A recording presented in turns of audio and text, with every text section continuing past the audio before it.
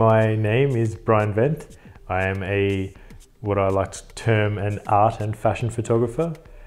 I also teach workshops in both photography and in business, specifically doing business in the creative industry. I focus a lot on teaching people how to leverage things like social media platforms and like Google SEO, that sort of thing, in order to get their business further ahead.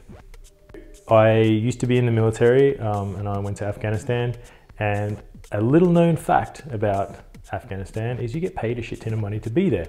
So I had a lot of money when I came home, and I thought it'd be really, really cool to buy a new camera to go to my holiday in Italy.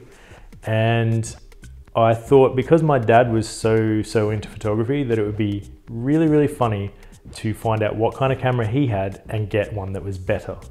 So I did that, ended up with quite a good quality camera, and someone found out that I had this good quality camera. It was a female friend of mine, and she was like, "Oh, actually, I need some pictures taken for this thing. You've got a good camera, don't you?" And I'm just like, "Yeah, sure, let's do this." So I did some photos for her. I basically had no idea how to even use the camera at the time, so I thought, just give me a couple of weeks, and I booked myself into the Canon Academy. Go guys, woo! Went to their little 4 weeks, 3 hours per time, once a week or some shit like that. And they taught me how to turn the camera on and how to adjust the settings and stuff. And then I went and did a photo shoot with my friend. And when I looked at the pictures, I was like, they actually look pretty cool. Maybe I'm good at this. And over a few beers, I thought, maybe I'll just send this to a magazine. I sent it to Inked Girls Australia because she had some amazing tattoos and stuff. And just as a joke, thinking, you know, whatever. Next morning, I had an email in my inbox saying, "We love it, and we're going to run all 4 looks that you've sent us over 2 issues." So yeah, my first photo shoot got published, and then now I'm sitting here. Stylistically, it's really hard for an individual photographer or artist of any genre to pigeonhole themselves, because every time we do something, we look at it and it looks entirely different to us.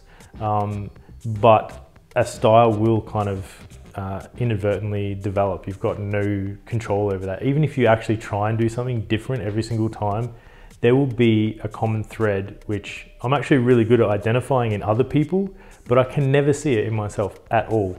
So if I look at my work, like my portfolio, to me, it just looks like a mismatched stamp collection of random shit that makes no sense whatsoever. But other people look at it and go like, "I love your style, man." I'm like, fuck, what style? I don't even know. You know, like this one's got like crazy colors. This is black and white. This is like high contrast. This is like grainy and all shitty. This is shot on like a Polaroid film, but apparently they all have, you know, an overall vibe to them, I suppose. But everyone does have an overall vibe. It's quite easy to see it just only in other people. Just, it's difficult in your own stuff.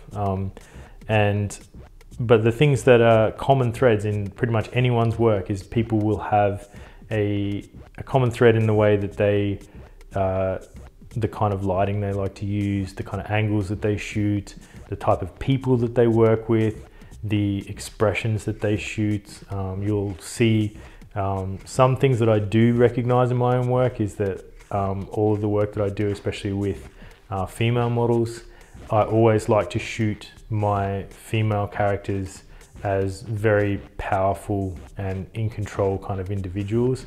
So while I am celebrating their femininity and their sensuality, they are always the dominant figure in the imagery. So you'll notice there's a lot of like upward angles where it looks like they're kind of looking down on the person. They're always really making strong eye contact with the lens of the camera as well, which I feel is really, really important.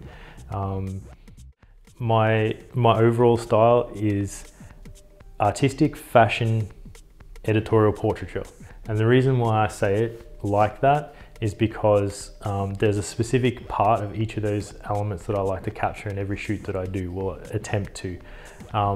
When I say artistic, it's because I like to think of myself as more of an artist than as a photographer. I feel like photography is the technical ability to take a carbon copy of what you look like or what you see in real life, whereas to make art, it doesn't have to conform with any rules. It just has to look cool or say something or make a statement or whatever thing, which I like to hope that I do. When I say fashion, I'm more talking about the types of people that I work with rather than necessarily someone wearing fashionable clothing or something like that. Not that I can talk, so I'm wearing Hugo Boss right now. It's more like the overall look of the individual that I tend to work with, and I do really enjoy like fashion stuff as well. I kind of like the old version of fashion, like when fashion was art photography.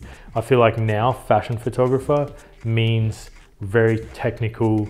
It's advertorial now. It's just beauty shots and really highly polished ads and shit. Whereas back in the day, fashion photography was people like Guy Bowden, Helmut Newton, people who would quite comfortably shooting for Playboy magazine as the same as shooting for Vogue magazine, and they were shooting beautiful imagery that was more about art than it was about making the perfect pixel count or some shit like that, which is kind of irrelevant anyway. I digress. The other thing that I have in there is editorial. The reason I say editorial is because I like to tell stories through my pictures, even maybe more cinematic than editorial. In fact, I make even kind of like, what do you call it? Like a storyboard out of still images. So I like to get a series of images, maybe about 10 to 15 images that will all go together to tell a story. So sometimes if you look at some of my images, they don't actually make a lot of sense if you assess them as an individual picture. You'll look at them and go like, why is it cropped so tight and looking that weird or something? But if you look at them in sequence, you might see that it's actually showing you a person, like you chasing a person up a flight of stairs or something like that. And the tight cropping and the movement, as you watch them in a sequence, actually conveys that to me. I don't really care if anyone else sees the point or not. On top of that, I include portraiture. And the reason that I say portraiture is not because I take portraits of people's heads. It's because to me, portraiture is telling the story of the individual that's in front of your camera. And that is the first and foremost, the most important thing for me, is telling a person's story. So I never have an idea in mind before I meet a person, because how do I tell someone's story if I've not met them before? So when they come in, I meet them, I talk to them, I get to know them. I usually spend about 30 minutes to an hour before I even take my first picture, just chatting, getting to know what they're all about. And then I can start trying to tell their story. Sure, I have like basic concepts where I might talk about, we're going to do this little story or whatever thing, but I let them do it their way because I want them to be the driving force behind it. I like to call this the Terminator effect. Pause for dramatic effect there. What I mean by the Terminator effect is a person playing a part is exactly the same as an actor or actress. So if you're taking their picture, you may ask them to play a character, but they are still themselves. So the reason I call it the Terminator effect is because if you imagine the original Terminator film with someone other than Arnold Schwarzenegger playing the Terminator, it would be an entirely different film. Still the same script, still the same director, same lighting, same everything, but without Arnold Schwarzenegger, it would not be the Terminator. It would not be what we know and love it to be today. This is the same as anyone that you put in front of the camera. Everyone has a different presence, a different personality, and I think one of the things that people miss a lot when they work with anyone, especially when photographers work with people, I see this all day, every day, because I do a lot of workshops and helping people trying to do this. We're all so focused on our own individual piece of gear. We've got what, 4 cameras right now pointed at me. Hello, everybody. But we're also focused on the individual camera, the individual piece of equipment, that we forget that the only thing that matters is the person in front of it, the person that you're capturing at that time. If you wake up one morning and go, I think I'm going to be a photographer or a videographer or a model or a fucking writer or an actor or anything in the creative industry, and think that it's going to be easy, you may as well just quit. If you're interested in hearing more about what I've got to say, please do check out the Ask Venth show on YouTube. It's youtube.com/Brian Venth.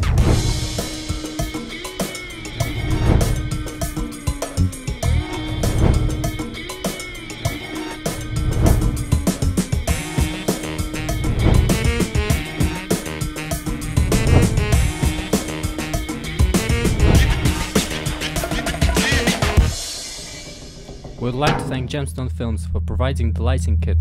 For equipment hire and video production needs, check out gemstonefilms.org.